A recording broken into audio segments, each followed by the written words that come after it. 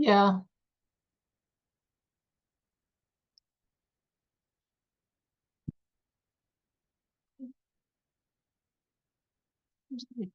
So down at the bottom, go to more. Go to participants. Okay. That should open you up. You should see the attendees tab at the top. Click on it. And then go to me, go to the bullets and go to promote. So you have to keep that attendees open as people get admitted. Okay. And it's already recording, it says. Mhm. Oh. Thank you.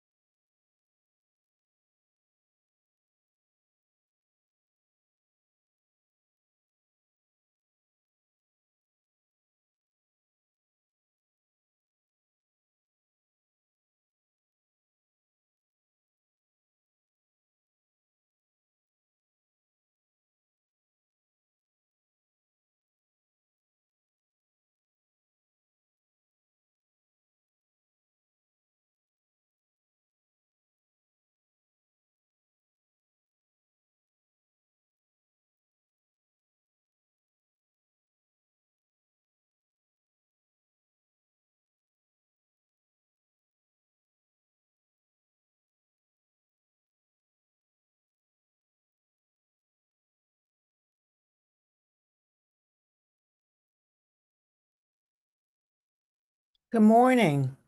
Hi, Lisa. Good morning. We're as you come in, we're recording. Okay. Yeah. Thank you. Okay. Just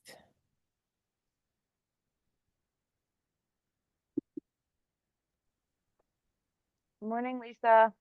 good morning, Tina. How are you? I'm good.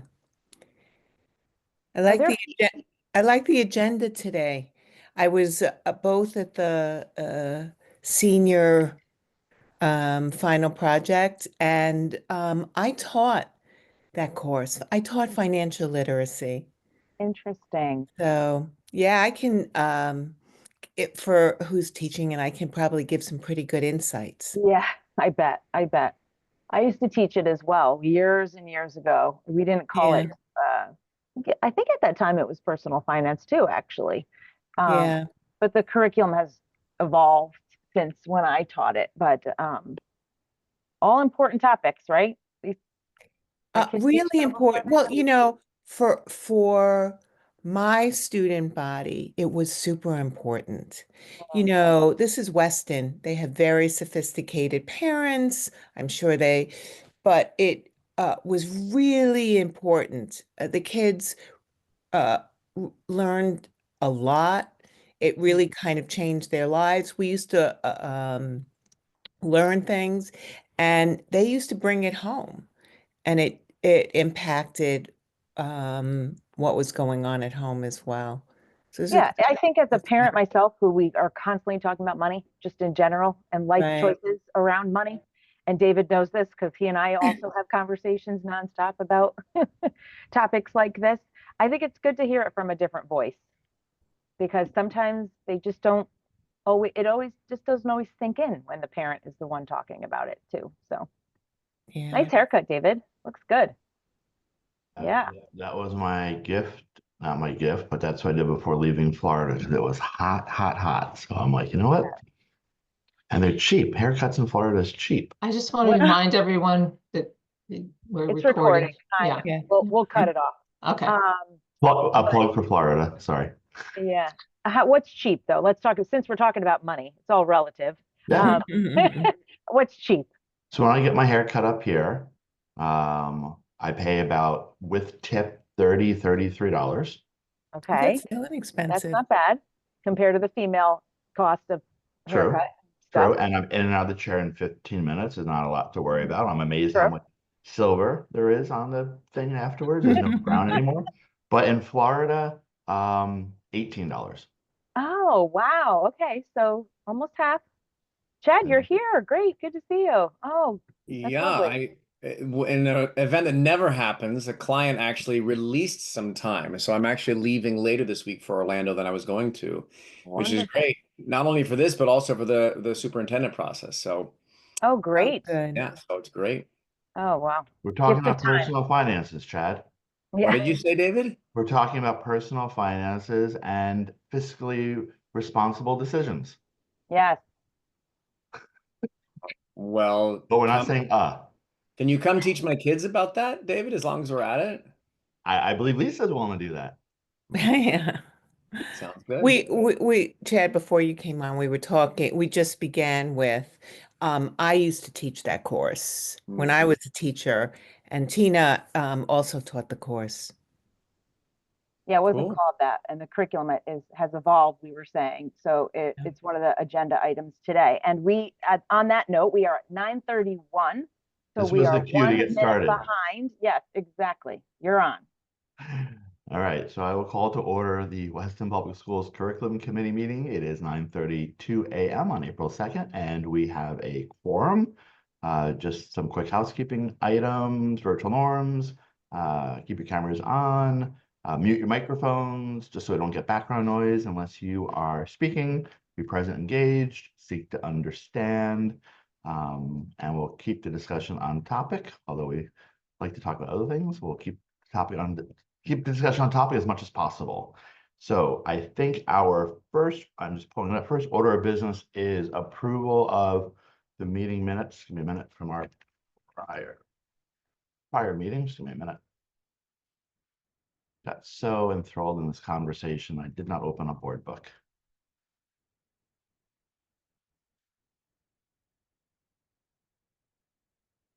All right, so I don't know if, I think Chad, you were not present.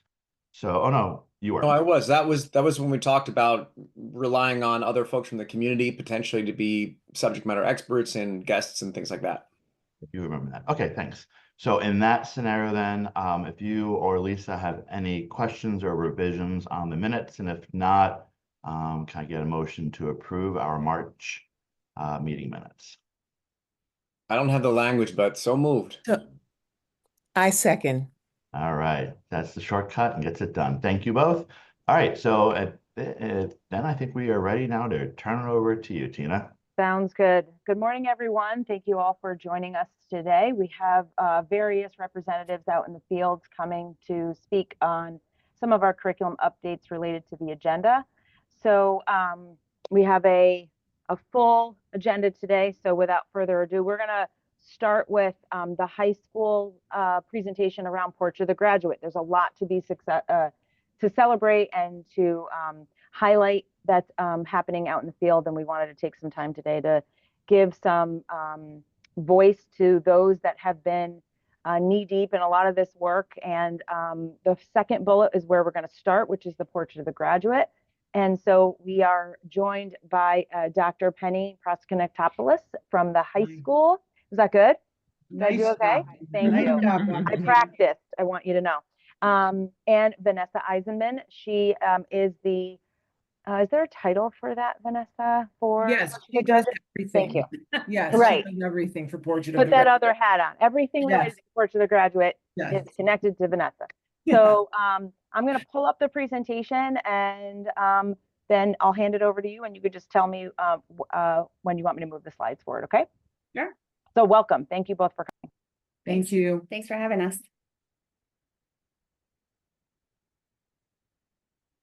So you can move to the second slide.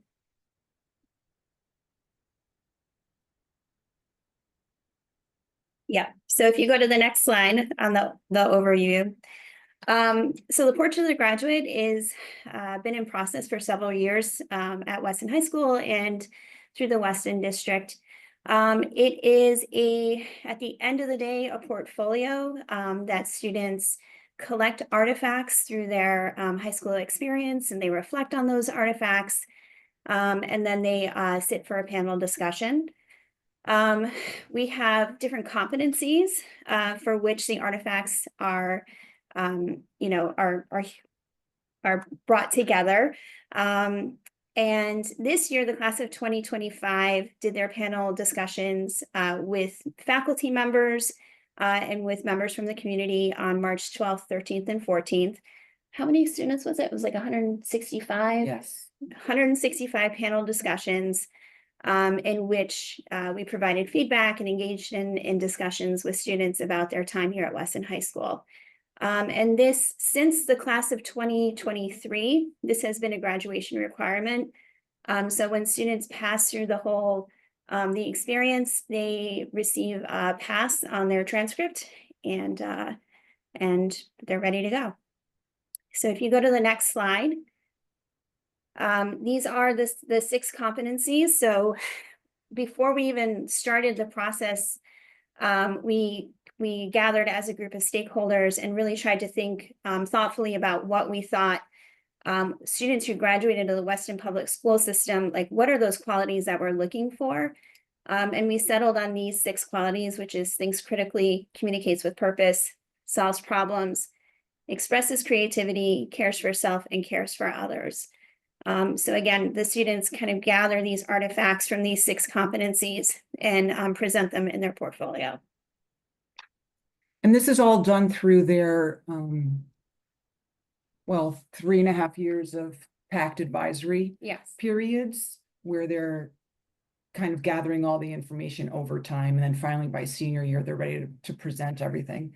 We do have, I think the most important part and impressive part for me, having this be my first year going through this, there's a lot of legwork that goes into having students be ready to present their portfolios to the community and to staff members here, and having that kind of authentic experience.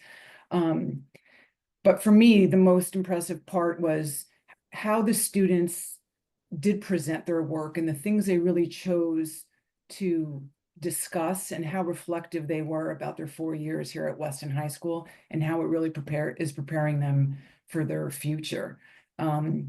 Everyone I sat in, kids were really just talking about their teachers, the impact of their teachers, or the adults in the building, and how they've helped them grow over time. So that's why we thought it'd be really important to kind of show. We did survey the students after this was all done. I'm sorry, Tina, can you just click that portfolio exemplar? This is what a final project looks like. And students, those are all the competencies. Students could choose to show us about 3 things. They picked what they wanted to show us and kind of speak about. You know, many of us here were sat in a panel, and I hope you also noticed that kids weren't reading from a screen. They were really speaking from their heart about the impact Weston High School has had on them and has how it's prepared them for their future. And so, this is what a final exemplar portfolio would look like. And they're taking those artifacts, which is really their schoolwork over the 4 years, that really shows how they're able to solve problems in the classroom or outside of the classroom, how their creative expression is seen in a classroom or developed, and it could be through art or writing, or anything they want, and how they care for themselves and then for others. I sat in for Portrait of a Graduate on 2 days, and it was really impressive how each one was different and different after-school activities or teachers, how much it impacted the students, the level of care of themselves and understanding themselves and the outside community was really impressive. It was outstanding. I saw everyone from the valedictorian to some students who really struggled. And each one, by the end of their senior year, was ready for college and had really grown in those 4 years. I was very, very impressed. And I felt very fortunate to see Portrait of a Graduate because it really tells how thoughtful the programs are in the high school.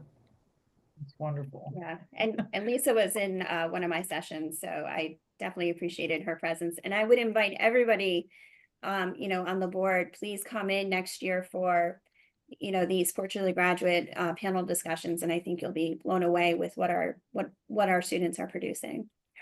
Yeah. So Right. here's some of the feedback. Like Penny was saying here, we did survey the students. I'm always a little nervous to look at the feedback because it's kind of a reflection of, like all that structure and all that back end that goes into it. But you can see here that the majority of students here really, and we had about 126 students reply to our survey out of 160. So we had a pretty good group here. Those are great results for a survey. Yeah. They felt like what they put together at the end of the day really was a reflection of them.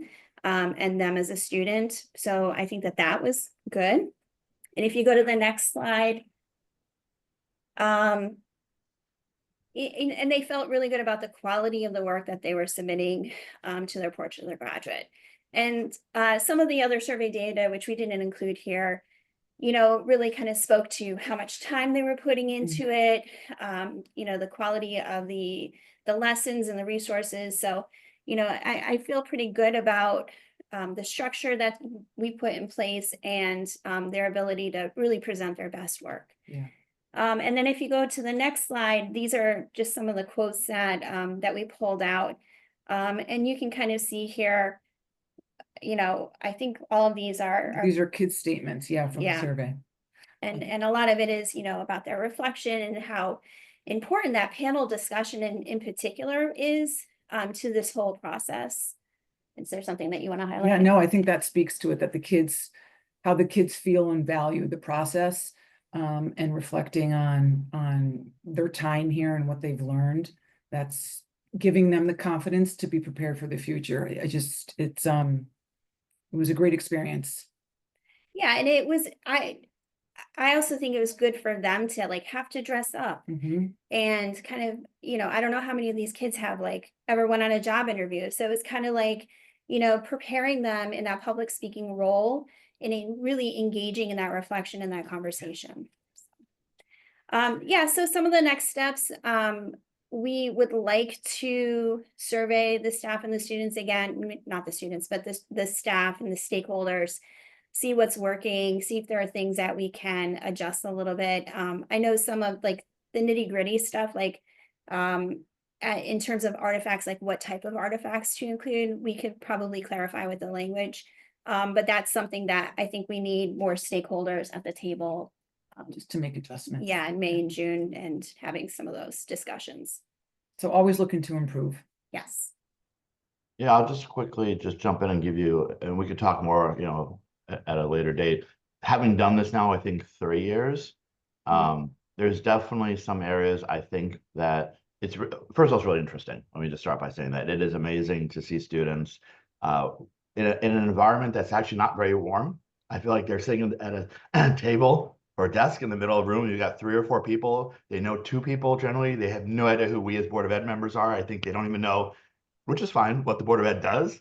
So it can be intimidating. And so just the fact that they have this level of comfort to talk about their journey, it's really interesting. And then it also is very rewarding to hear them kind of speak to the experience that they've been they've had working with you as administrators, the educators, and stuff like that. So just from my perspective, if we as or whoever comes in from the outside, right? I'm just talking from my perspective as a Board of Ed member, we have nothing on the student until we sit down in that room and they show up.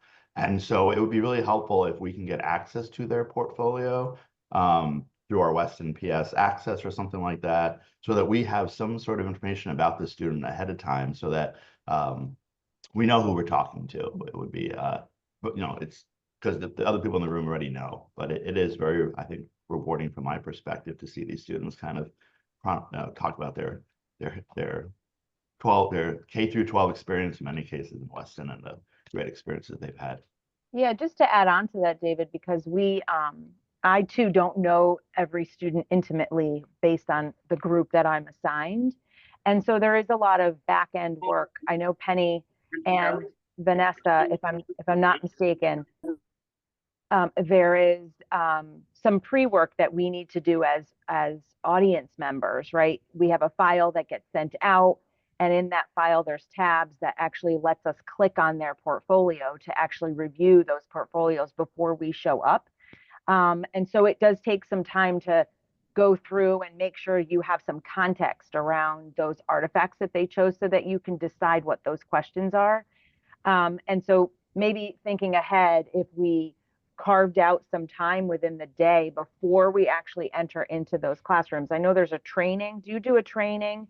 I went to the first year that I was here, I went to the training that you, Vanessa, I think you and Julie Gavoni coordinated. So we felt comfortable knowing what the process was and asking those questions.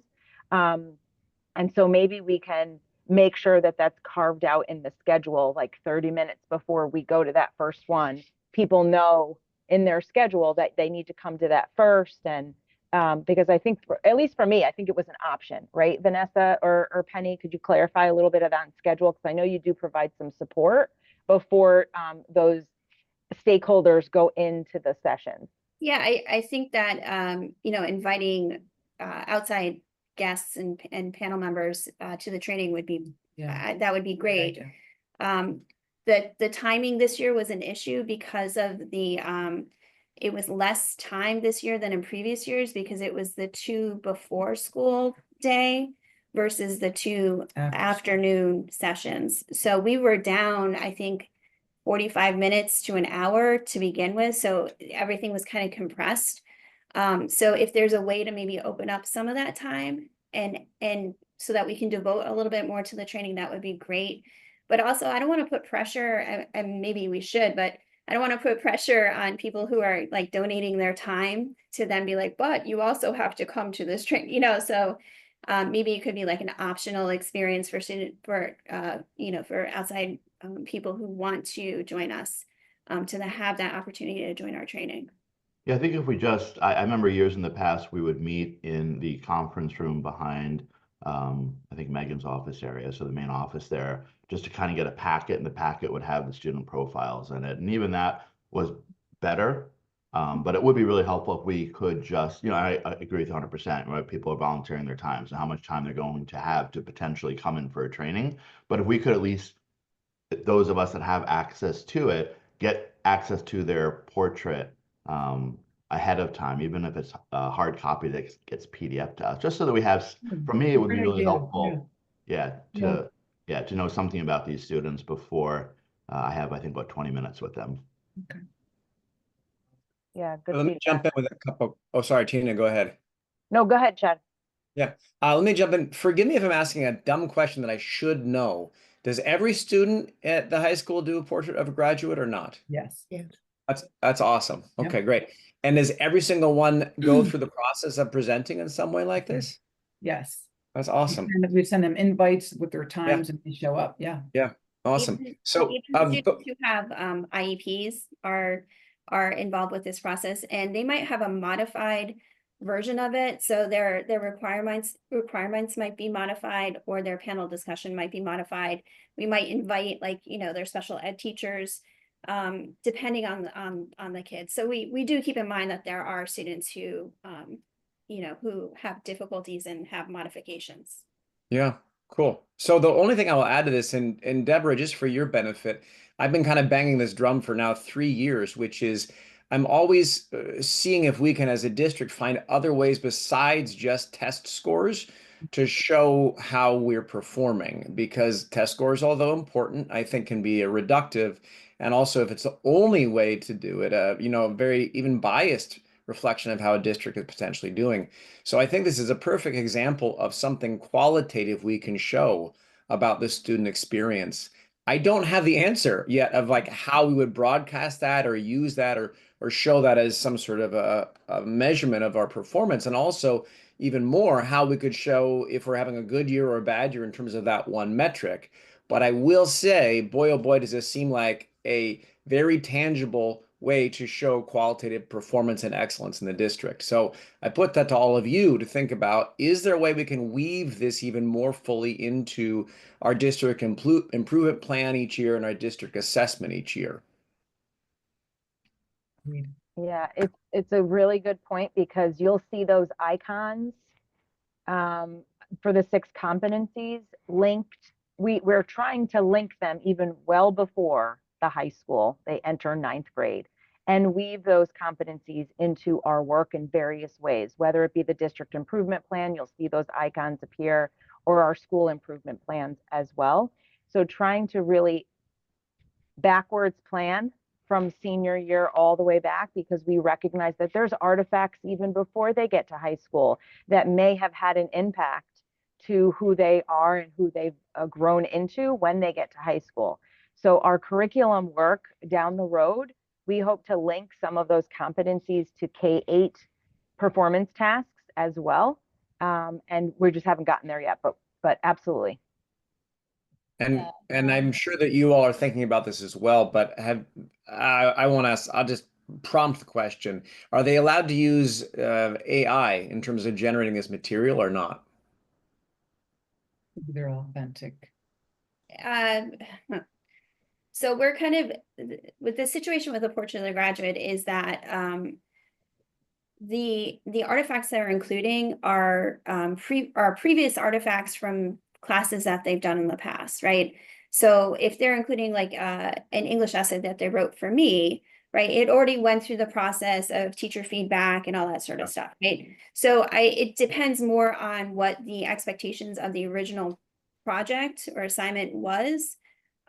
In terms of using AI for reflections or using AI for their Am I Ready essay, I mean, I don't think that we have a protocol yet, or a kind of an understanding of like what they can or can't, like, so that's part of like moving forward with more stakeholders. We need to have some conversations around that. Yeah. Obviously with reflection, personally, if they're writing reflection and they're writing an Am I Ready kind of personal narrative, it cannot be AI. But of course, I'm, one of those old school people who is not really an encourager of AI. Yeah, I think we have more work to do as far as the district to decide what we believe about AI and then how we're going to teach our students along those lines. Yeah. Okay. Thank you. Deb, did you have something you wanted to add? Sorry, I had to find the unmute button. Thanks for your question, Chad. I think speaking, sort of from the systems perspective and the public communication perspective, your idea of trying to wrap our arms around all the information that can be gleaned from, an entire class's portrait of the graduate work. I think that's a great kind of project to think about. How can we pull out the high points? How can we notice, as a group in the aggregate, how can we discern some stuff? So great question. And that will take a while to sort of try to synthesized so that something could be put out that makes sense. You can read an SAT score, got it. So how do we turn Portrait of the Graduate qualitative information into something that is kind of thumbnail accessible, and we can compare it year to year or see progress through the grades. So great thought. Thank you. All right. Can I just add, I think that Penny and Vanessa also probably undersold the amount of work that goes into the prep for the Portrait of the Graduate. So when folks come into the building to see the panels, they're amazing experiences. Our kids have incredible stories to tell of growth. And this is really a project that starts early on in kids' years at Weston High School, and soon to be even earlier, through PACT, our advisory lessons that are well planned and well thought out. And that really is a testament to the work that Vanessa has done over the years, and the planning and the partnership between Penny and Vanessa this year to make it all come to fruition. The amount of work that this entails leading up to it is just hours and hours of work. The other piece, David, to your point that I just want to add, these can be incredibly personal portfolios for our students. And so I think we also have to keep that in mind, is that we want to maintain the authenticity of that student voice. And so bringing in community members is certainly a vulnerability for our kids. And so I think we also want to be careful of how much we're sharing and putting out there, and, creating a really authentic environment for kids to share, understanding that we really want their reflections to be personal. It's also reassuring for families and for parents who have ninth graders enter into high school, because a lot of what I heard in the panels was, I learned so much, and this was me as a ninth grader, as a 10th grader, and I needed to make those mistakes, right, in order to be who I am now. And I think that a Portrait of the Graduate is also such a testament to student growth over 4 years, which is pretty phenomenal. So thank you, Penny and Vanessa, because it's an amazing experience for everyone. I know this is nothing's impossible, but just to kind of put the capstone on the Portrait of the Graduate, it would be amazing if going into freshman year, just a quick little video. Hi, I'm Megan Canetta. I'm a ninth grader. My team is whatever, right? Just a 15-second video that then gets put into their profile somehow, that they then play back with the Portrait of the Graduate, because the growth, right? I have a junior, I talk about him often. I still can't see him getting to Portrait of Graduate next year, but I'm confident, seeing a lot of other students, he will get there. And he will not need help getting there. I mean, a lot of help, but he'll get there on his own. But it would be amazing if there was a little 15-second video, like a time capsule. Because it would just kind of put that capstone on the student, unless we can actually get it down in Hurlbut. That would be really amazing. But ninth grade anyway. So just a little extra work none of you need. That could be a really cute PACT lesson. You never know, for our ninth graders, Yeah. right? A little time capsule, a video time capsule. Yeah. And everyone's got phones, at least at the moment right now. So, they Yeah, we'll see. little selfie, right? All right, we're going to close up this agenda item, if that's okay, because we do have a full agenda. Okay, great. Great job, Penny and Thank Vanessa. I you. know you wanted to go first because you're on a Gotta get schedule. this So done. yes, Thank you. exactly. Thank you both so much for putting that Thank you. together and coming. Thank And you for all your feedback. great Thank job. you. Well All right. done. Thank you so Bye. much. All right. The next topic on the agenda I'm going to pull up is personal finance. Riley Rappaport is here. There was a request from last conversation to talk a little bit about another graduation requirement that is newer, I guess, within our policy, which is the requirement from the state that expects all students to complete a half-year credit of personal finance. And so with Megan's support, I asked our CIL, Riley Rappaport, who supports 6 through 12, to come and do an overview of what that curriculum looks like, and talk a little bit about that update as well. So thank you, Riley, for joining today. I'm going to pull up your presentation as well, and then I'll let you take it over. Hi, everybody. Wait for the presentation to come up.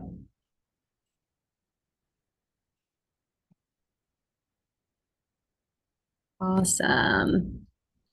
So before I really start getting into the course and what it is here, I think I I just want to say that thank you to Mike Brennan. I know he's not here, but he's the teacher who teaches this course, and he has done a lot of work to make it what it is.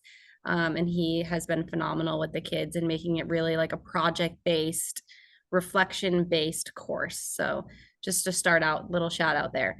So if you can go to the next slide. So these, in Weston, we use the Next Generation Personal Finance as our curriculum in the course. This is the Connecticut recommended curriculum. This slide just shows the units that are covered in the course, and the course is really designed to be a collaborative discussion, project-based elective. There's not many standard tests in this course. It's a lot of projects, a lot of reflection on what they're learning.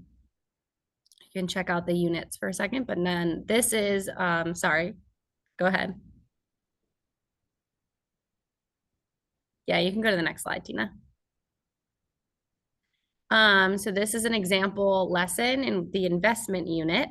I actually took some time to play this investment game that you can see the picture of on the right there. And it was fascinating. As I was doing it, things will pop up saying like, oh, your hot water heater is going, like you owe this money now. And you can really in real time like invest your pocket cash and see what happens. The kids can compete against each other to see who can have the most money at the end of it. But it was relatable for me because I just bought a house and we just had to redo the roof on the house. So like I wish I had this experience in high school so I knew what this was going to be like. So that was really cool. And then after all of these activities, there's a set of reflection questions. So you can see those reflection questions on the left that the students respond to. I like the second question. It says, describe the various emotions you felt as you played the game. How did your emotions impact your decision making? So as they're investing, right, like they're seeing some of the stocks they're investing in go down, and your immediate reaction is to sell the stocks, right? Like you're at that emotion. So it's really like they get into that conversation of, well, no, now this probably isn't the time to sell. It will probably bounce back, or maybe it won't. So I think that's really cool. And if you go to the next slide, sorry, the lights just turned off in here. Just on this one, Riley, I do. Yeah. Triggered in my mind too. And I'm sure it's in there. I didn't look at all the individual units that were on the previous slide. Do they get to also pick their, like a profession? And yeah, if you go to the next slide. Oh, sorry. No, it's okay. That's all part of it. That one was specifically about investments, but then they have a final project where they pick they choose a job, they look at what the federal tax would be, state tax. So it really pulls together everything that they've learned. And then how are they going to save for retirement? What are all their expenses they're going to have? So this is kind of the spreadsheet they would look at. They answer some questions. And what I think is really powerful after that is they write a reflection on what they learned throughout the entire course. So they talk about what they learned through each and every unit. And this is just a quote from one of the students. Says, in conclusion, this project is an accumulation of all the hard work, my learning from this past semester.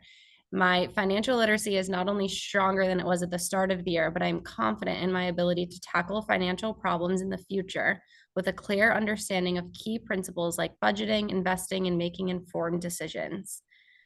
So it's really fascinating. I also found one of the first units fascinating that was all about like consumer bias and how with all like Instagram and all this stuff, how advertising really works and tries to get you to buy things. And so that was really interesting to read. I want to go through the course myself after looking at it more.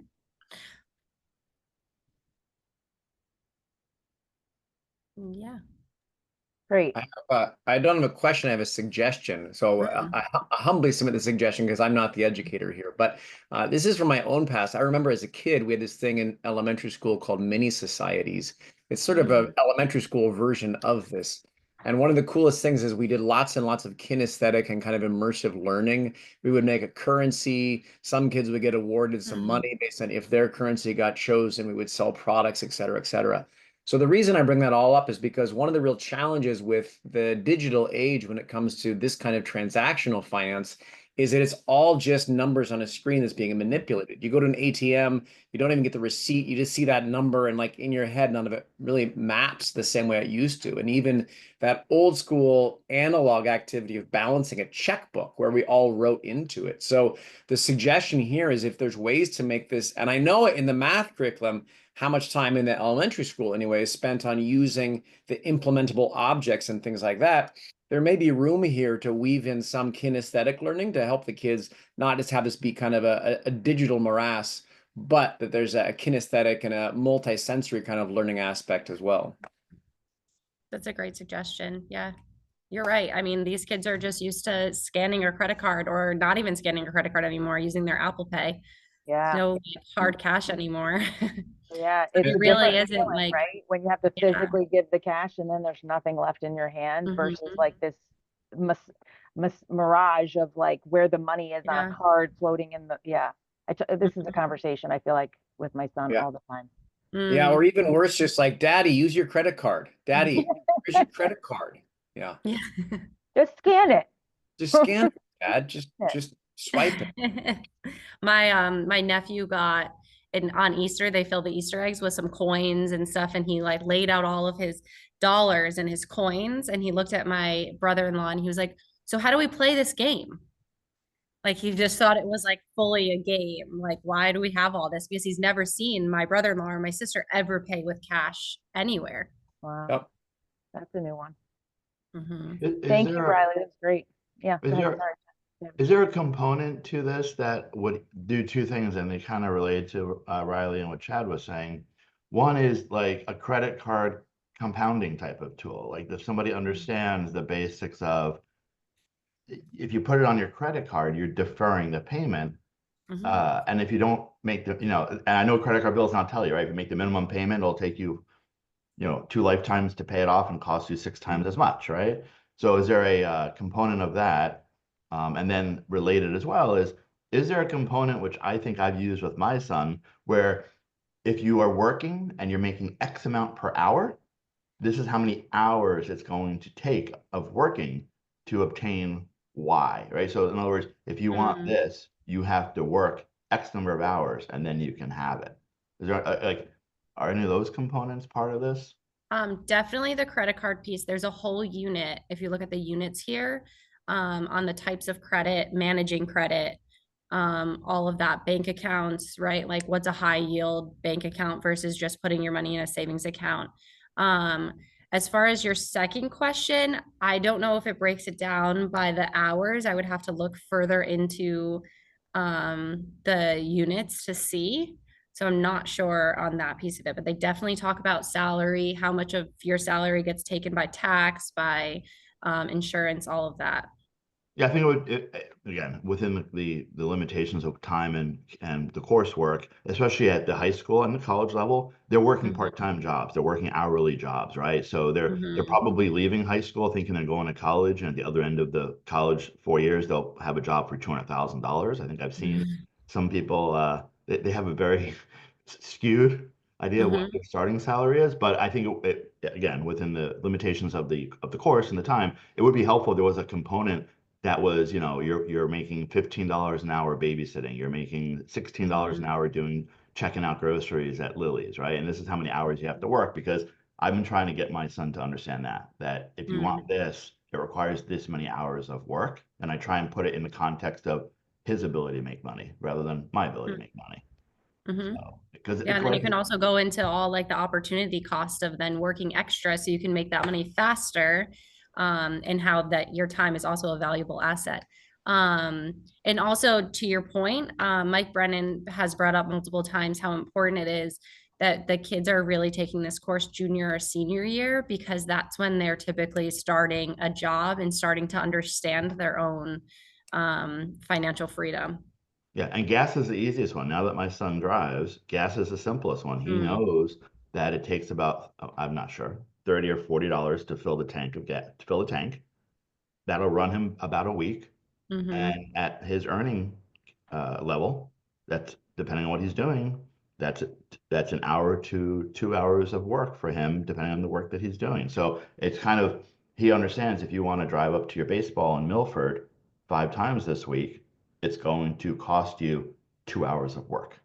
Mm. And that kind of clicked a little bit for him. So, Yeah, all great. these things are related, and unfortunately, it is only a half-year class, right? Right. It's a half-year class, and the reality is, what are the most important pieces that we really want these kids to process, internalize, and take with them by the time they graduate? And to Riley's point, and Megan wanted to speak a little bit about the sustainability of the class, thinking ahead is like, where do we place that requirement? They have to have that graduation requirement by the time they leave, but thinking about that connection of the units with things that are actually applicable to their life so they can really make those connections, it does make more sense to be, embedded within that junior, senior grade span. But then how does that fit into our staffing? How does that fit into their schedules? How does that fit into all of the other graduation requirements and interests that we know they want and that they need before they graduate? That is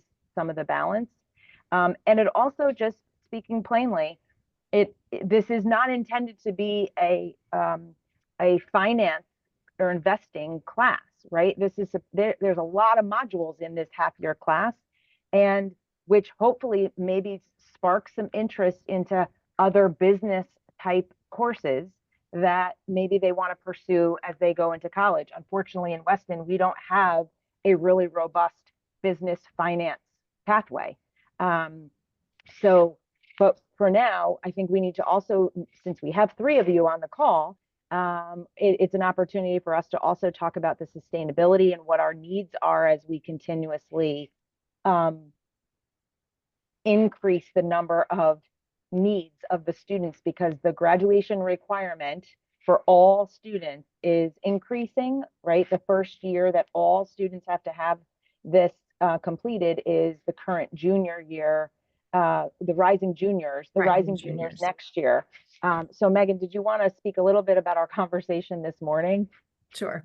So we're fortunate, and I'm really happy that the state of Connecticut has created a personal finance requirement. I think it's really beneficial for kids. It ensures, as we've said, that they have this foundational knowledge. They have awareness of credit scores. They have awareness of car insurance, right? And investing strategies and savings accounts, student loans, right? There's a lot of conversations about student loans in society. David, you equate your hourly wages to gas. I equate mine to pliables for my daughter. 1 hour of babysitting is equal to 1 pliable, which are ridiculous. So I think as we continue to want to reinforce the learning that students have in this area and have them really be aware, right? My kids are big fans of their Apple Pay and they don't see money, right? And so we have conversations about their money versus my money, right? And I say, you spend your money on pliables, and that's a rude awakening for some. So we have 135 course requests going into next year for personal finance. The current sophomores, rising juniors, it is a graduation class credit requirement for the class of 2027 and beyond. Currently, we offer 4 sections of we have currently this year, we have 92 students enrolled in personal finance. So next year, it would, while we have 4 sections this year, it would require 6 sections next year. And we have a breakdown of 62 10th graders have requested it taking it going into next year, 40 11th graders, and 33 12th graders. My personal belief is that we want juniors and seniors to have this personal finance experience, graduation requirement or not, for the current juniors and seniors. So I think we have to think long-term and about the impact that this graduation requirement is going to have on our overall numbers. We have opened up the course to 10th through 12th graders. I think what we're also recognizing, and Riley spoke to this, and in consult with Mr. Brennan, who teaches the class, who's, as she said, has done a phenomenal job really developing the course and the strategies and projects that kids are involved in. I think what we're learning is that we want to treat this as a course that is a really valuable experience, not as, let me take this course so I can get it done as a graduation requirement and take the things I really want to take.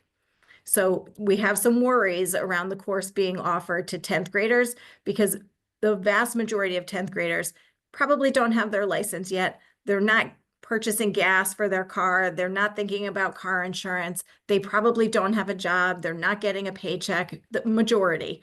And so it really becomes more applicable to 11th and 12th graders, right? There's like a real world component to that, which is really that kind of authentic piece that we want kids to experience in this course. So as we have more, we could have up to 200, 180 students every year going forward that are going to need to have an experience in personal finance. So that is going to affect our staffing in our math department. So I think we're just going to have to take a look at this longitudinally and say, yes, we value this course, as we've all shared on this in this conversation, but then how are we going to then support the math department and staffing for this graduation requirement? I'll also add, just to go back to Portrait of the Graduate, the state gave us an option that that's a graduation requirement or not. We have maintained in Weston that continues to be a graduation requirement. So I think it's really important when we are really establishing what we value. And I think between Portrait of the Graduate and personal finance, you know, we've established that these are things that we really value. Agreed. Thank you. Forgive me for being like a little slow on this. So the basic question is like, it's a budget one, right? Can we afford to have this class for everybody, right? Well, we need to have this class for everybody because the state has determined that this is a graduation requirement for students in Connecticut, starting with the class of 2027. Chad, this Gotcha. is called an But just sustainability is like a code word for money, right?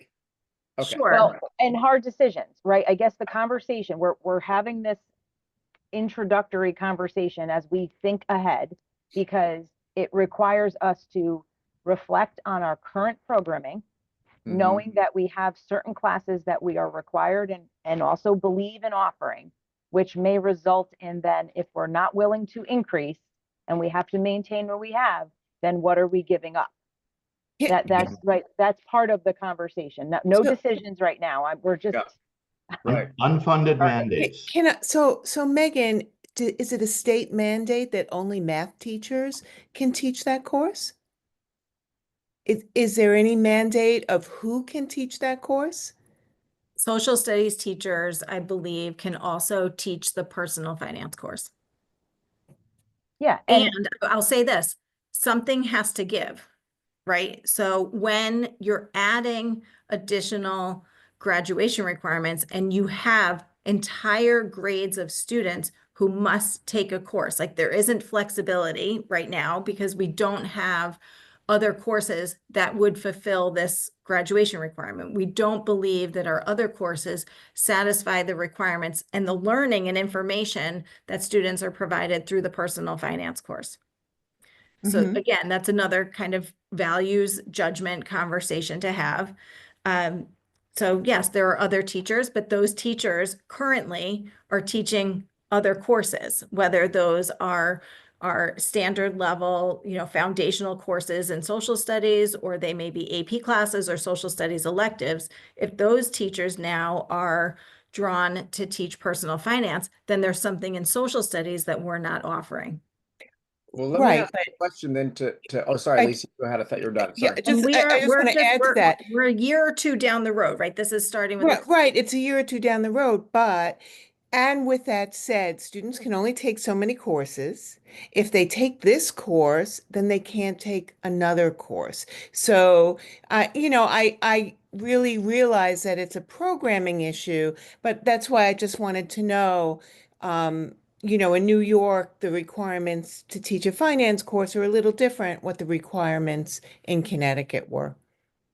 Absolutely. And we're always looking at our staffing and we all know in Weston, we are very creative when it comes to budgeting and staffing, while still holding true to the essence of the curriculum and making sure that the instruction and the delivery of that instruction is at the highest quality too. So this is not to complete a long conversation. It's to have an open dialogue that is going to be ongoing, and we want to Yeah. make sure you're aware. But Thanks. I think it's great. I think it's great that we're bringing it up now. I really do, because so often the budget discussion happens all of a sudden, like November, it's a whole bunch of zeros and ones on a page. And then we're like, okay, great. Is this thing good or bad? It's good to bring it up early. So thank you for doing Yeah, that. Let me ask a direct question about this then. So we have a lot of the assembled brain trust here, faculty, administration. Do you think this course is important enough that we should continue to make it required? Or is there, you're also saying that the state of Connecticut is not mandating that it has to be No, required? It the is. state's mandating it, and It's just to, mandated. yeah, and to put a pin in this, because this is, I think, really what Megan brought up is the three of us, we are now predisposed come budget cycle that we call these unfunded mandates, right? The state says you must do this, and we're not giving you money to do it, right? So Right. unfunded mandates. And then what I usually do during budget cycles, I say to Tina, can you put together a list of budgeted items that are right? Tina, we kind of have from the curriculum side. The state's forcing us to do this. It has a cost of roughly X. And so we either ask for more money or we cut programs. But I think to Lisa's point, and then we should probably move this on to the next topic, but we really start predisposed to this at come budgeting cycle. To Lisa's point, which Tina's also very good at, Megan as well, actually, is utilization of courses. So I think to Lisa's point, who else can teach this? And then what Megan and Tina invariably will do is say, well, if we have low enrollment in this class and this teacher is certified to teach finance, we have to make the hard decision as the administration, do we suggest cutting a section or cutting this course because we have to teach finance, or do you, the Board of Ed in the town of Weston, want to approve extra money? So I think we're kind of, it's good to have this knowledge going into budget cycle, even though we just left. Actually, we haven't even really completed budget No, cycle until not the yet. ATBM is done. It is a Well, hot potato. I think it's great that it's being brought up now. You've got 3 of the 7 board members on this call right now. And my impression from going through this year's budget cycle was that we have to be very wary of a sort of like falsely imposed idea of austerity about our budget when it comes to this kind of thing. Meaning a lot of the costs we have are pretty darn fixed. But if we start saying like, whack this off curriculum, take this off, all of a sudden we get in the same pickle we were in November when we're saying cut the drama program, cut the Chinese course, whatever, and then the community says like, what are you doing? Why are you worsening my children's education? So if the budget ends up looking like 3.06 or 3.27 or 3.85, I think it's great that we're being really mindful of making sure that we're not just randomly cutting money to have some idea or cutting budget for some idea of what we need to do to be fiscally responsible, but thinking about where these cuts happen and why. So thank you for bringing this up, because every dollar does potentially map to our kids' education. So I think it's never too early to bring it up, especially with 3 of the 7 of us on this call who don't always have like clear decisions we can make. But when it comes to budget, that is very much in our purview. So thank you. Yep, I'll just add that, we're always creative. We're always looking at new ideas. As you know, this year we talked about our ECE classes. We're offering, we're attempting to offer a couple of those heading into next year.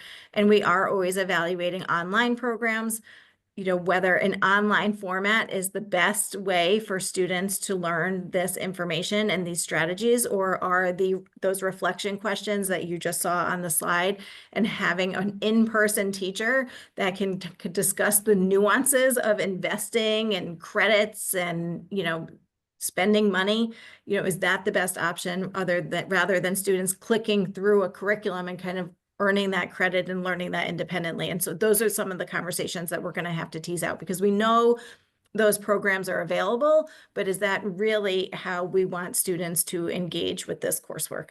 Yeah, All right, Megan, I'm going to I'll call help you norms out. on this.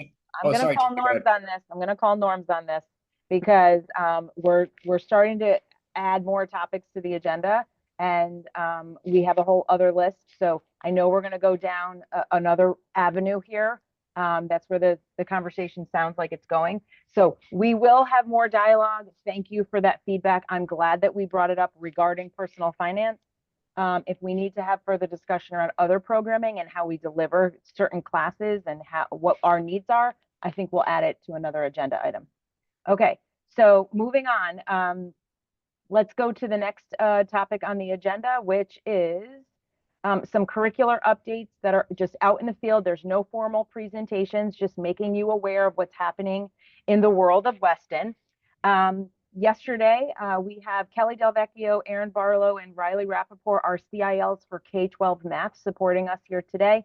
Yesterday, we had our tri-state follow-up visit.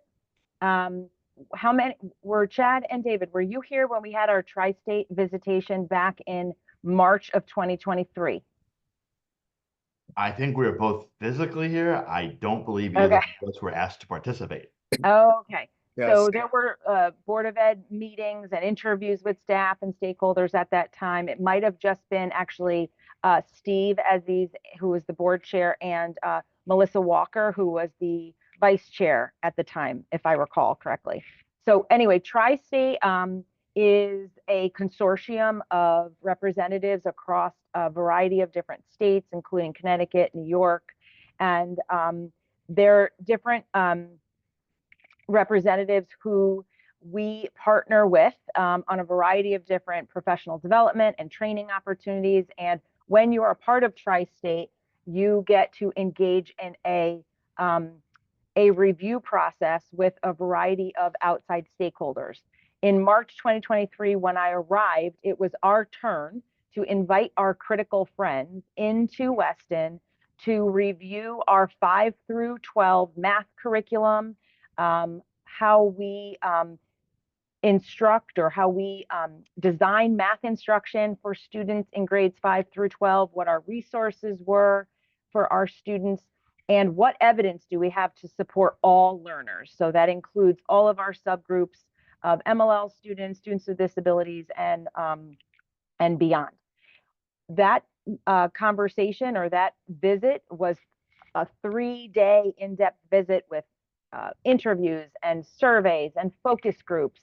And we got a report after that visit from the consortium, our critical friends, and there were a lot of recommendations in there for us.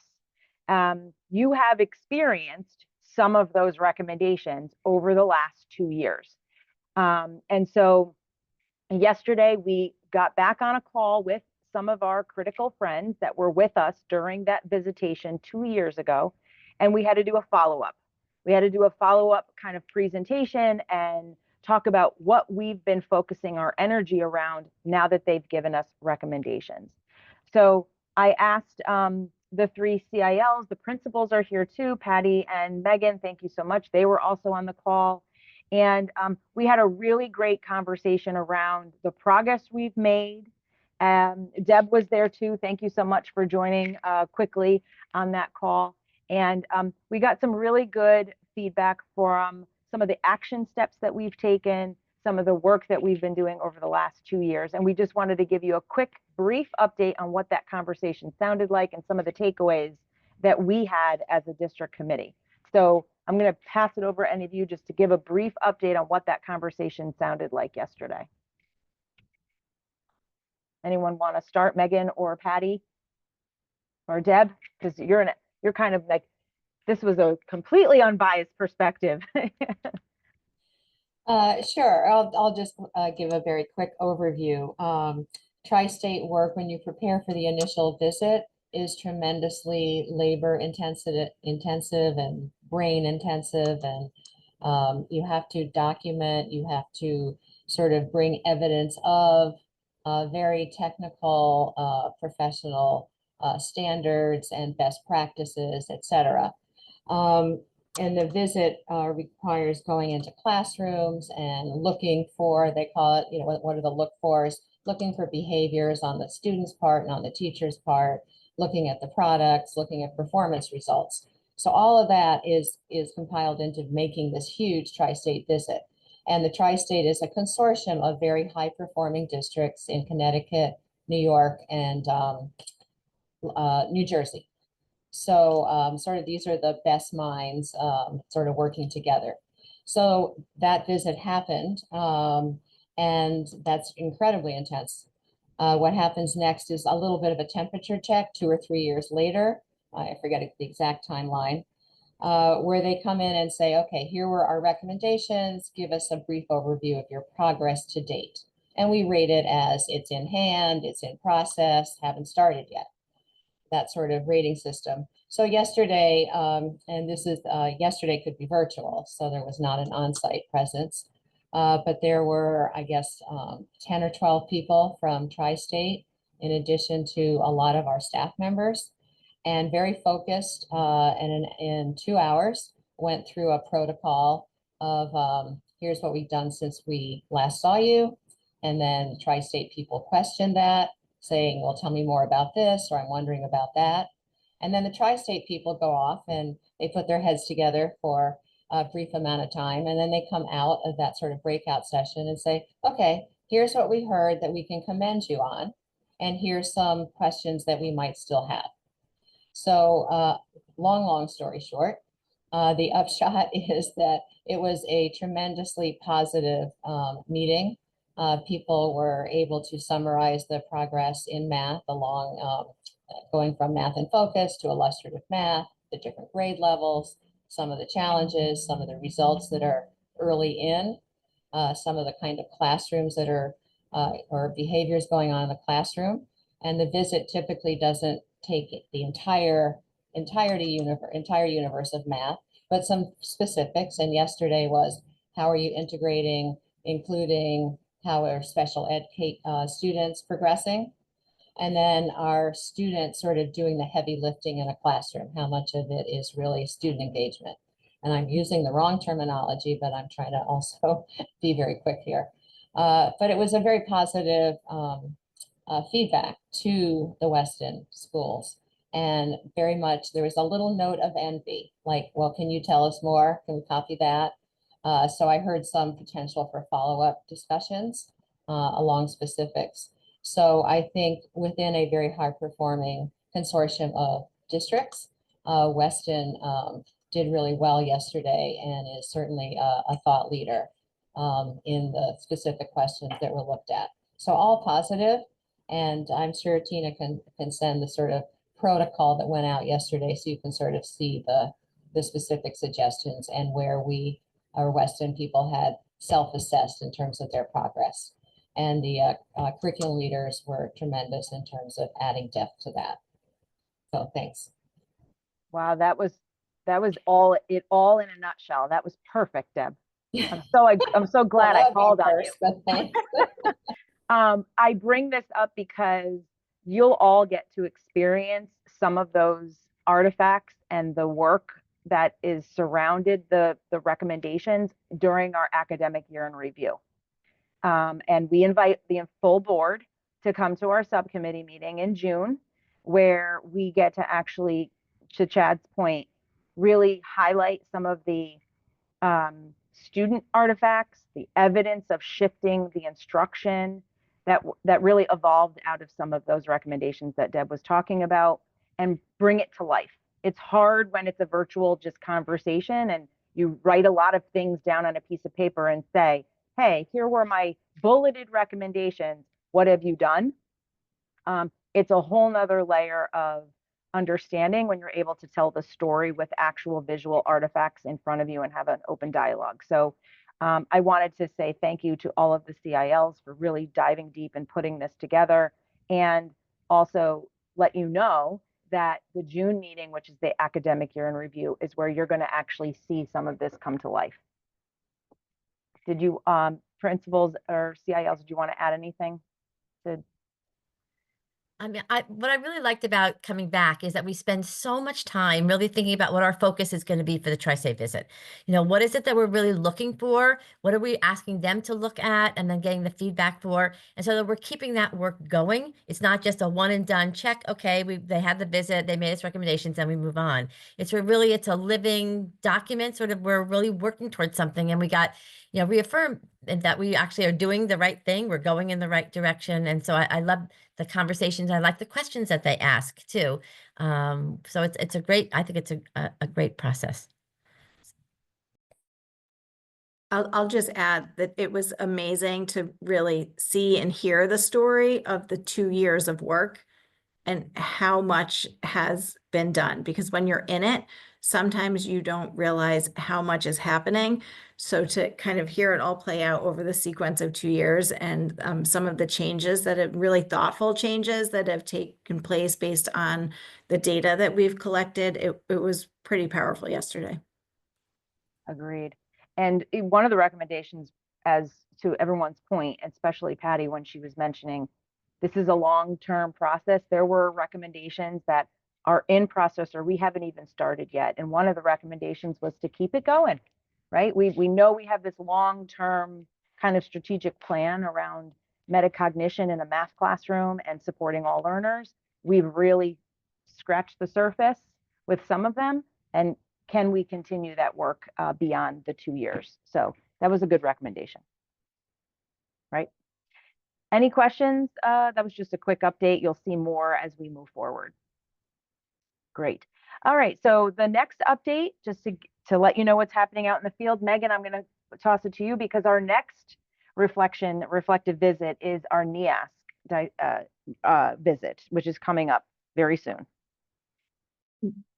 Sunday night. So Sunday night, our 6-member team, visiting team from the New England Association of Schools and Colleges will be here. 2 years ago, they came in the spring of 2023 to do their collaborative conference visit. We had established a few priority goal areas, one around curriculum, another around our multi-tiered systems of support and school climate, and that's our bell.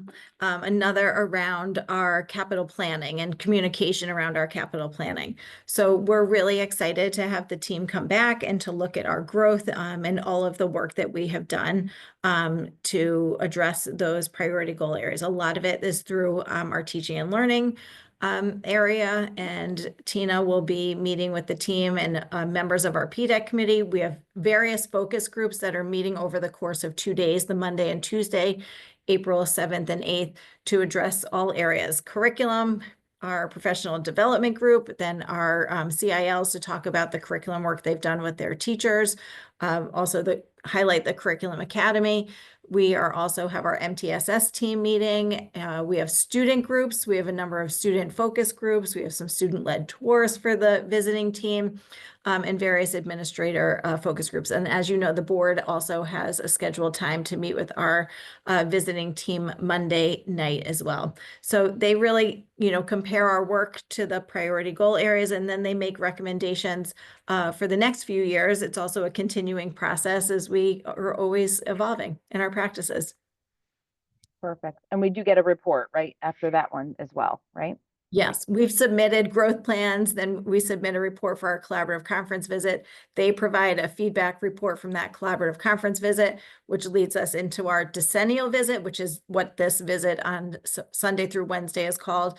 And we have a short meeting with our staff Wednesday afternoon at the end of the day, just for the team to reflect with our whole staff in terms of what they saw. And they're out and about for 2 whole days in and out of meetings.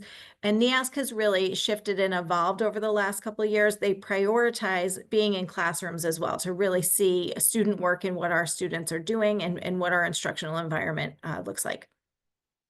Yeah, another great opportunity to reflect and celebrate all the great work that is happening in Weston, and a lot of work to gather all that evidence and coordinate the schedules and give that space to have those conversations. So thank you to you and your team to put that together, Deb. Yeah, I just want to do a shout out to Nick Torres and Trinity Klein, who are our NEASC co-chairs for this visit. Perfect. I just want to add that when I read that there was a NEASC visit, as I was looking over the year-end calendar and, stepping in for a short, brief time, I went, holy cow, there's a NEASC visit. You need to understand, board members, and maybe you already do, but I just want to emphasize that is a huge, huge undertaking. This happens once every 10 years. It's tied into accreditation. This is just an incredible milestone. It's just amazing that Megan is still, in one piece and and her staff. I just wanted to emphasize just what an important undertaking it is, what a huge undertaking it is. and the report that will, transpire. So whatever materials we can send the board members from that would be helpful. Probably they might want to read a little bit here and there with stuff that we can share with them. So anyway, Yeah, so you have good to- luck, Megan, and I need to sort of coordinate with you as to what pieces I should be in attendance and how I can help with that. So anyway, kudos and good luck. Thank you. We have to be on our We have best a behavior. website that we're developing for our team. It's developed really, but and we can talk about how we share that with folks and some of the evidence that's attached to that site. Yeah, but it would be great too if you kind of make a note. It would be great just to do a little quick thing at our next public regular Board of Ed meeting. I think it would be great for the community to know the importance and it seems like to some small extent or to a big extent, the what's the right word? The prestige of this type of visit, right? It seems like it's something the community should be aware of. So maybe just a little quick thing, then tell us board members how to behave so we don't get anybody into trouble. As I say to everybody here, you do you, right? So they really want to hear how we're doing. And it really is intended to be an authentic visit so they can help us continue to recognize our accomplishments, where we've grown, our successes, and then set our sights on some new areas for growth. So it really is intended to be as much as it's planned, and those focus groups are planned, it's really intended to be some authentic conversations about how we're doing and where we want to continue to go. Great. Excellent. Okay. We're going to move on to the next topic. So more to come on that. I'm going to excuse Aaron, Kelly, and Riley. I just have a couple more updates while we get to the end of our updates and you guys are released. Thank you guys for coming. Appreciate it. All right. The last two updates on our agenda today are just very brief regarding two things that you might be interested in. One is, and I don't know where my agenda went to share my screen. Let's see, so last Friday, was it last Friday? My goodness, sorry, the days are getting away from me. The 21st, we, as you know, we had a full day professional development day. That day was called PD Your Way. It was an opportunity for staff members to select specific topics of interest to them that they could build their own schedule around. Just to give you a quick update, we had 91 sessions that were offered to our staff throughout the day. We used a tool called Sched where they got to go online and actually build their schedule for the day. They got to choose, of the 91 sessions, they got to choose 5 of them throughout the day. We had various themes for each of the blocks of time. We had content specific sessions that were offered either through mathematics, literacy, science, play-based learning, culturally responsive practices, executive functioning strategies, restorative practices, strategies, artificial intelligence and how that can be used in the classroom. We also had social emotional learning themes and assessment themes specific to assessment design and assessment analysis. We also had personal wellness opportunities where they got to actually learn about, they got to pick up to one personal wellness session, and we had various options, some of which included nutrition for overall wellness. This is one of the names. It was called Nutrition for Overall Wellness and the Food Mood Connection. So that was another layer of themed offerings throughout the day where people got to pick up to one of those sessions in their schedule. We also offered a food truck for people to purchase lunch during the day so they felt a level of camaraderie so they could eat and stay on campus and kind of network and connect with each other. Overall, the feedback from the staff was so appreciative of the time that they got and the ability to kind of have the autonomy to choose their professional development for the day. As you can imagine, 91 sessions in one given day is a huge undertaking. and we used our professional development teams to help us build that schedule. We had a lot of outside presenters come in, but then we also used some of our staff members to provide some of those offerings as well. So overall, it was a huge success. We typically do that type of format every other year because it is such a huge undertaking to design and build a schedule that is robust and relevant to the goals of the district at the district and school level. Megan or Patty, did you want to maybe add anything? I don't know if you heard the buzz that was out there on Friday, the 21st. There was a lot of positivity that was happening throughout the day, which was something that we all needed, which was great.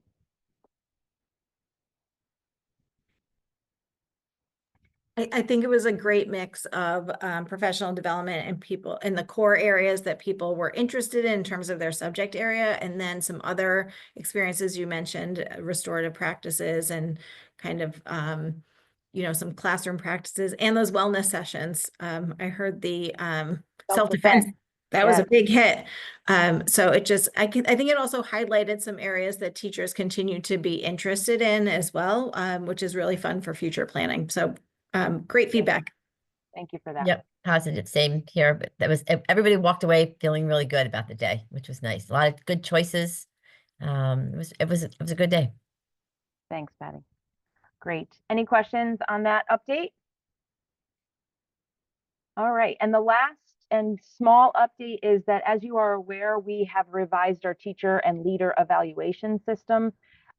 We revised it last year. This is our first year of implementation. It is considered still a pilot because we've been making adjustments throughout the year. We've been gathering feedback from our educators and our teachers around how we can improve on our evaluation system and how we can provide quality feedback in a timely and specific way. And so I wanted to let you know that our subcommittee for this work is evolving, and we are continuously working.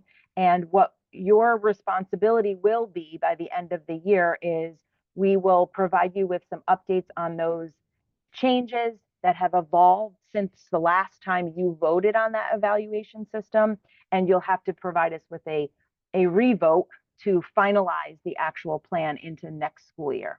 So more to come on that, but I just wanted to make sure there was a through line from the last time that the board approved the educator and the leader evaluation plan. This year was a pilot with the understanding that we were going to be able to make some edits and updates, and then finalize that plan moving into the following school year, pending the union votes and pending the Board of Education vote. So that will need to be completed by June. So more to come on that. Nina, do you have a website or materials on your evaluation system? I'd really like to see them. Absolutely. We can provide you with the current educator and leader evaluation plan, so you can review what we have in writing for now, which is also what you'll be voting on in June. I'd really love to see that. Sure. Thanks Absolutely. a lot. Mm-hmm. Okay, and those are it for our curriculum updates. We have one other agenda item, which is that I mentioned the academic year in review meeting, which is in June. We need to change the date of that meeting. It's important to look on your calendars because this is an in-person meeting and it will need to be in the afternoon. Typically we do from 3 to 5. We do it at Weston Middle School because we do a gallery walk. We revised that format last year where we invited all the board members, all of the curriculum and instruction leaders are present. We do a presentation for you, and then we do a gallery walk through all of the different artifacts and the work that each department has done and focused on this school year. And so the Wednesday meeting that was originally scheduled is on the same time as a district leadership meeting. And so we will need to look at our calendars and either make a decision to do it the Tuesday before, which is June 3rd, I believe. It's on the agenda if I'm looking correctly, or the following week, which is Tuesday or Wednesday of the following week. So I'm hoping that while I have you, we can have a consensus and we can all look at our calendars so we can plan accordingly. Can I just put one thing out there? Yep. The 11th is, that's my retirement dinner. My Okay, retirement, so some of the CILs won't be enough. able to make it. Sorry, or I won't either. So I selfish, from a selfish point of view, I'd rather it not be the So the 11th. 11th is out because many of us will be present. And so that leaves us with two options. And those dates The are, 10th is our awards ceremony at the high school, so our CILs participate in that as well. when will that, I looked on the calendar though, that award ceremony is at 6:30, right? This is over at 5. Is that a bad thing for them to be on site? I know I'm just trying to be strategic and efficient with time. I don't, They may appreciate that because they can get if they're here, right? So right. That's what I was maybe we'll do thinking, a but- dinner in between. Well, if you are, for the purposes of the board, I think if we focus on June 3rd, it seems like that's probably the best for administration. I have the 3rd, works for me. Chad, Lisa? Chad works for Chad, Lisa? No? Okay, and then the other date It's- was, I'll have to rearrange my appointments. is that something you can do, or that would be? I can do that. Okay, I'll reschedule it. There's enough time. thanks, Lisa. Okay, so is a June 3rd vote? I don't know if we have to do an official Okay. vote, but can we get an agreement? Thumbs up, great. All right, All right, June 3rd it is, and What time, June what time, Tina? 3 to Sure. 5 is what we've typically done. Okay. And it's Weston Middle School Library. Okay, June will set up an updated invite and start that. Great. Okay, and some future topics for our May meeting. Just thinking ahead, one of the requests from last meeting was to talk a little bit more in-depthly about our writing curriculum, K through 12. So we have been starting that presentation and gathering some artifacts, and our CILs will be leading that conversation as we move into May. And the other aspect based on our last meeting was about Weston Connect, which was an opportunity to gather some partnership work, community ways to understand or solicit ideas from the community or local areas to partner with expertise and see if there's opportunities to increase guest speakers or lessons or different activities, on-site field trips potentially. So I've started building that out a little bit. I mentioned it to Chad. I've also mentioned it to David. So more to come on a Weston Connect kind of district database moving forward. I've heard that at the high school level, Kara Sweezy, who is our library media specialist, she's been doing a lot of work around guest speakers and career opportunities for kids, and she may already have a database that has started. And so if we can capitalize on that as well, that would be great to kind of solicit a K-12 Weston Connect opportunity as well. Tina, So is those there are- anything that board members can do to be helpful in this? Meaning, like, do you want us to nominate names or like source ideas or anything we can do to support, or just wait and hear? For now, I'm still in the process of gathering some logistics around what we currently do to solicit some of those guest speakers and how we utilize them. And then from there, I'd love to be able to send something out to give people the opportunity to make their own choice on how they want to partner, what expertise they have to offer, if there's a mentorship opportunity, what time are they willing to provide. And this was kind of a project that started before Deb joined the team. So I'd love to be able to review it with her as well. We just haven't had a lot of time to dive into it since the last time we spoke about it. Sure. Only thing I will chime in on that is I think it'd be cool to consider it in sort of two categories. One would be like considering the expertise of the folks out there. So like simple way to think of that is like the subject area. Mm-hmm. But then the second is like, how do they engage with the school? Because you're mentioning a bunch of things, guest speaker, mentorship, et cetera, and it may be, and this is very much in your wheelhouse, Tina, there may be ways in which kind of a lens of project-based learning can really filter how we're going to ask these folks to participate. It may not just be like guest speaker, guest speaker, guest speaker, guest speaker. So those two categories might be a tidy way to think about this. Absolutely. when I'm ready, I have the survey has a variety of ways that you can engage in the school, not just the guest speaker one was the first one that came to mind, but there's a whole variety of ways that we could offer someone to say, yes, I would love to be able to come in and teach a lesson on something, or again, be an authentic audience member to either a project-based performance task or a portrait of the graduate. So again, I'd love to be able to review it and get some more feedback from all of you on the call. And I've started the work. It's not done, but I want to let you know it's in the works.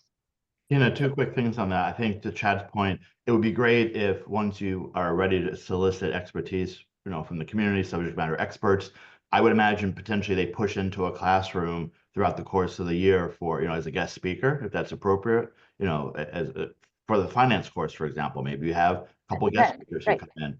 Sure. And then other two areas that I just, for future topic discussions, maybe for next school year, it would be great if there was any way to get our journalism students to actually move out into the community, as far as like maybe topics that would be of interest to the community outside of the high school. I think that, I'm not sure if it's June or Jody, but someone mails me and maybe the other board members the high school newspaper. And maybe it kind of got me thinking, like, it would be kind of neat if we can get the video or the journalism students that, I think there's a videography course and there's the printed newspaper. It would be great, and I bet these students would love the opportunity to go out into the community and maybe a current event that they want to report on. And then you bring in the community that's not directly connected to the high school. Megan, I must see have you been unmuted. listening in on my calls with Kiwanis.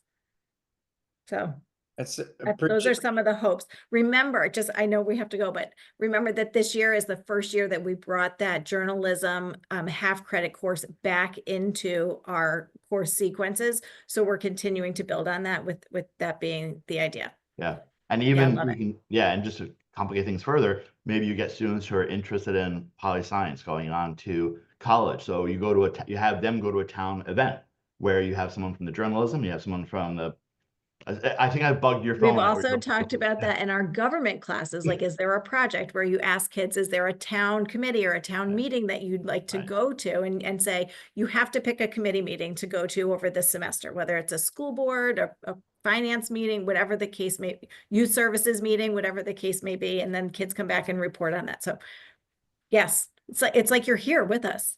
Listen. Well, and that's why that academic year in review is so important, because we talk about how to better highlight what some of the projects and the interactions that our students do through the curriculum. And sometimes, we don't have enough time to do it in a public session or a public space, or you're not able to get to some of those opportunities to see what the students are actually doing in the curriculum. So I think always looking to reflect and refine and figure out ways to celebrate what students are doing in the classroom is something we need to work on and get better at, for sure. That's such a good idea, because the internet broke journalism's profit model, and AI is breaking journalism's content creation, and social media broke all of our attention spans. But all that doesn't mean our kids don't have to learn how to critically examine the world and report back on it. So journalism isn't going to be dead. It's going to have to take some new form. Right. Awesome that Weston kids will get some, opportunities to do that.